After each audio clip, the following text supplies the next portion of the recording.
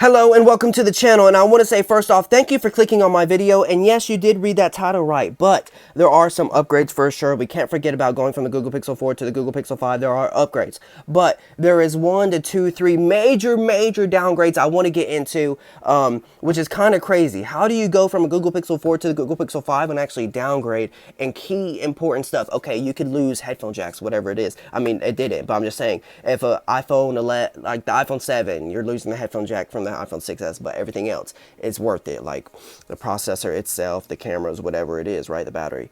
Anywho, but going from the Google Pixel 4, once again, yes, it is technically an upgrade, but there are some downgrades, so I do want to get into that. So yeah, let's get into it. First off, the Google Pixel 4 came out 2019, the Google Pixel 5 came out 2020, and the Google Pixel 4, it was okay. I mean, it had a lot of cool features that other phones at the time did not have, which, for instance, 90 hertz, which is really good, and also 3D, really good Face ID, which is like literally amazing, but at the same time, you get that massive forehead. I mean, I low-key don't mind it, but most people, they're looking on the market. They see a $900 phone, $800, however much this phone was. And for the same price, you can get an iPhone 11, which has the more screen, the bigger screen. Not, I don't know if I should say bigger, but like the even bezels and the notch. It doesn't have a forehead. And the iPhone 11 is obviously well known. It's optimized for apps. Everyone knows the battery life is really good on iPhones, whatever it is, right? I mean, especially in America. Who would be buying a Google Pixel 4 when the iPhone exists? The iPhone also brings the ultra-wide camera, which was massively popular at the time when these phones came out back in 2019. While the Google Pixel 4, they decided, which was super unpopular at the time, they did get a lot of hate, but luckily they did fix it on the Google Pixel 5, and that is the Google Pixel 4 did not have an ultra-wide camera. It had a 2x optical zoom lens. Like, make it make sense. Why did they think that was more important than an ultra-wide camera? I mean, even a Samsung S10, which I do have right here, has the ultra-wide camera. Even the S10e, which is the model I have currently. Now, these two phones are at 60 hertz, while the Google Pixel 4 is at 90 hertz. So, to be honest, that would be worth it for me, having like the 2x zoom lens, but in return, you get the 90 hertz, and you won't get the ultra wide. You know what I'm trying to say? That is low-key worth it. So it's like 90 hertz or ultra wide, but actually I don't know, I kind of like both, so never mind on that. Anywho, so why would someone buy a Google Pixel 4? It was a good phone, but it was mostly flawed. They didn't get that many sales. They weren't doing that best. So the next year, Google decided to change things around because they weren't doing the best once again. I mean, they also had this really nice orange color. Oh my God, this color is amazing looking. And this phone, the Google Pixel 4, right, is literally amazing looking, probably their best looking phones. But Google, once again, was kind of on a downward spiral. They weren't making too much profit, not as much as an iPhone, obviously, or a Samsung phone. I mean, not even now. But luckily on the Google Pixel 6, they did turn things around slightly, or massively, whatever you want to say. But the Google Pixel 5, they decided to try something new. They decided to go for a budget range, which was competing with the Samsung S20 FE at the time, which is low-key better than the Google Pixel 5. But the Google Pixel 5 does have its benefits, like the really good photos. So, the Google Pixel 5, let's talk about the upgrades this phone actually brought from the Google Pixel 4. That is low-key camera, because they did bring the ultra-wide camera, right? They did bring the popular ultra-wide camera, which is really good to see. But the Google Pixel 4, once again, I mean, this phone is literally beautiful, especially this orange color. Oh my God, they need to bring that back. I'm in love with it. Maybe they can bring like a Google Pixel 7 or a Google Pixel 9e and bring back the 4 design. You know what I'm trying to say, chat? I just called y'all chat. But the Google Pixel 5, right, it did bring upgrades, obviously, to the screen. Let's talk about it. They're both 90 hertz, but in return, as you can see on the Google Pixel 4, you have that forehead. But in the forehead is really good Face ID, the best on any Google phone, even now, because it has all the technology in it. Like, it's literally as good as my iPhone 11. I can't stress that enough. The Face ID on this phone, literally amazing. But Google next year, they get rid of the Face ID. They get rid of the Face ID. I mean, I guess it makes sense, right? Because, here, let me turn off these notifications. I apologize for that. But I guess it makes sense getting rid of the Face ID, right? Because they're going for, on the Google Pixel 5, they are going for the budget series, and it did bring the forehead, right? The forehead caused the really good Face ID. But, I mean, I don't mind the forehead. But on the Google Pixel 5, as you can see, the bezels are completely even. I mean, on the Google Pixel 6, the next year, they did bring a little bit of a chin to it. And even on the Google Pixel 9, I'm pretty sure, correct me if I'm wrong in the comments, please. But the Google Pixel 5 has even bezels, which is very important. And as you can see, they have the punch hole design, because when this Google Pixel 4 came out, it got a lot of hate. Once again, why would you get a phone that looks like this, that literally nobody has, especially in America, when you can get a Samsung phone, which is more popular, has a punch hole, and technically on paper has the better camera and whatever it is, like it's better.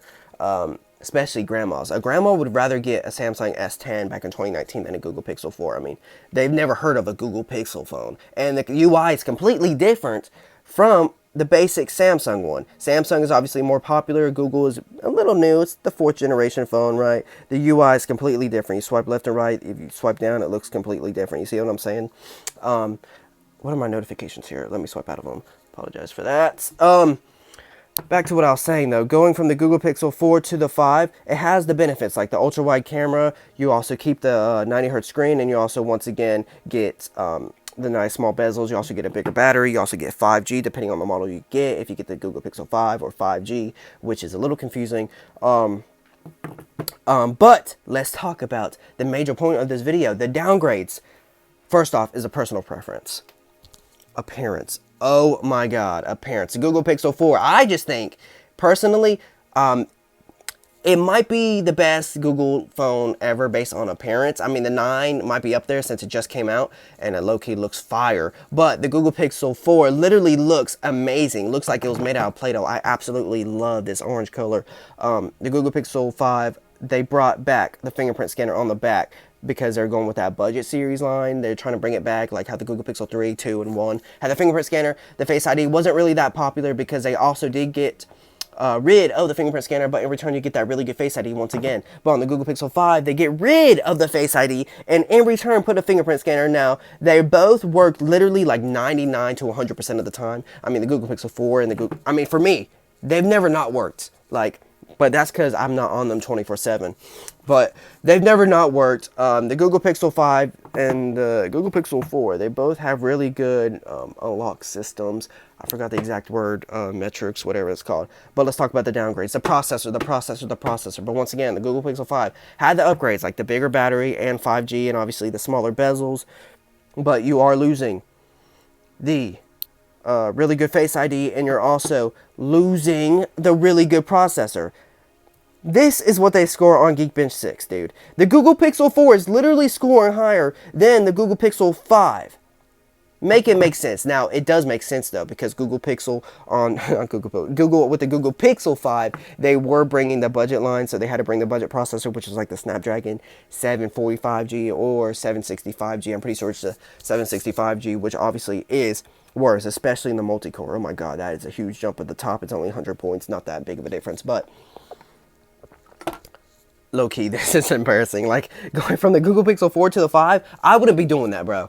If I was going from the Google Pixel 4, let's say I got it back in 2019, and the next year, 2020, the Google Pixel 5 comes out, I'm not getting the 5.